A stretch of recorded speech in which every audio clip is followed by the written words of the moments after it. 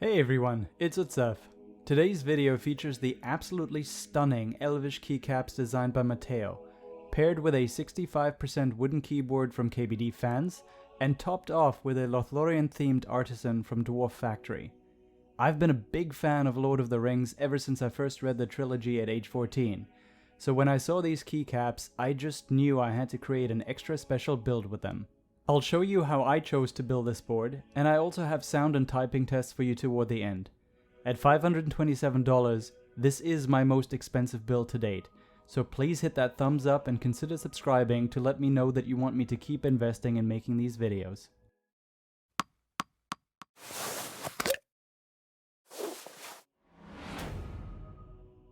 The build kit arrived in a simple cardboard box, included with a plate foam, polycarbonate plate, case foam, mounting screws, and the case itself, with standoffs and rubber feet pre-installed.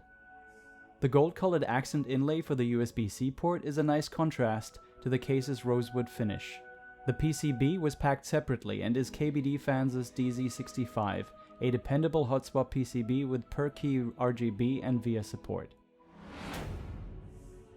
Although a set of cherry screw and stabs was included, I've heard really good things about TX stabs, and as I had a few of these kits on hand, I decided to try them out. They're clip-ins, and are supposed to sound great even without lubing, both of which are pluses in my book. Have a listen and let me know in the comments below what you think.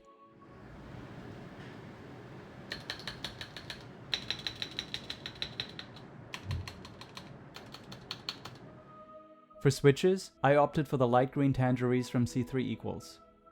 Like the dark greens that I used in my Q1 build, these are supposed to be great right out of the box, so I didn't lube or film them. The case itself has a cutout for what I assume is a battery. I used some leftover PE foam to fill in that space, and then reinserted the case foam. After screwing the lower assembly together, I checked the USB-C connection point to ensure it was aligned correctly with the case cutout, and then installed the remaining keycaps. The pièce de résistance is this artisan keycap from Dwarf Factory that I picked out for this particular build. It's a bit hard to see here, but it's meant to represent the One Ring in Lothlorien after Frodo brings it there on his journey from the Shire to Mordor.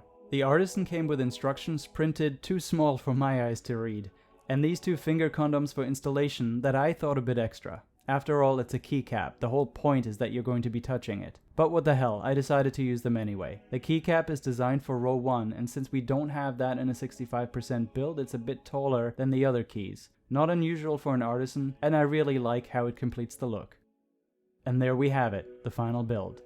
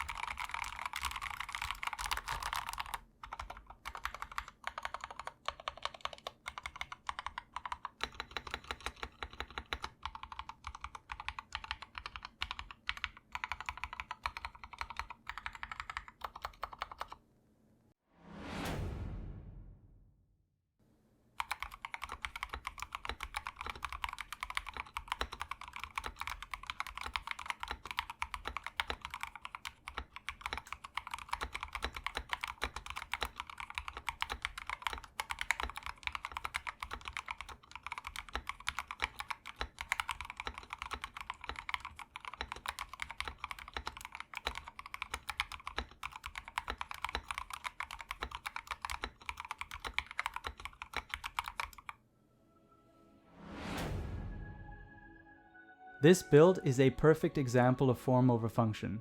While it looks stunning, it certainly doesn't feel or sound like a $500 keyboard. Look, I'm not surprised by this. Wood isn't a popular choice to build a keyboard, and the experience is inherently limited by this case's tray mount design. And the fact that I went absolutely bonkers with the optional keycap sets needed for this particular build, in addition to the base kit, hey, that's entirely on me. What did surprise me is how much I dislike the MT3 profile. Unless you type more or less perfectly, you're going to hit the edges of the keys quite a lot, and that feels very weird indeed on this particular profile. I've been typing on it for a week now, and I just can't get right with it. As with everything in this hobby, it all comes down to preference, and your mileage may vary. To me, it's a bit comical that this keycap set and profile were designed by the same person, yet leave me feeling so polarized. For now, the Blade 60 I built last week is still my favorite build to use on the daily. Alright folks, that'll do it for today. Please help me to grow this channel and drop a like, smash subscribe, and turn on notifications if you want to know whenever I post a new video. As always, thanks for watching. After finishing this edit, I decided to give the tape mod a try to see if I could make this board sound a little bit better. Here is the before and after comparison.